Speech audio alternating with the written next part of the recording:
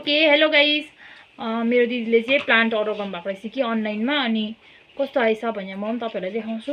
मलाई चाहिँ यो प्लान्टको नाम चाहिँ खासै थाहा भएन, तर तपाईँहरूलाई थाहा छ भने तपाईँहरूले भनिदिनुहोस् होला।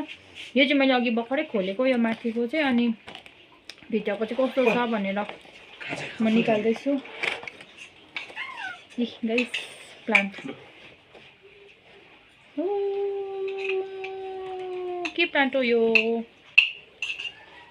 पत्ता पनि यस्तो रहेछ गाइस। कडा न कडा रहेछ। यो प्लान्टको चाहिँ मलाई नामै थाहा भएन, देखेको जस्तो छ, चिनेको जस्तो छ। अनि जरा रहेछ। योपालि चाहिँ माटोसँग आइन रहेछ कि अस्तितिर चाहिँ अस्तिको चाहिँ माटोसँग आएको थियो।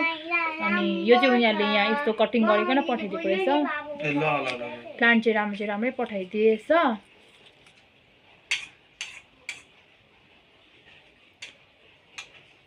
यहाँ सुकेको रहेछ, तर योहरू यस्तै होला हौ, किनभने यहाँ जरा रहेछ नि त है। यही जराबाट चाहिँ निस्किँदै आउँछ, बढ्दै आउँछ।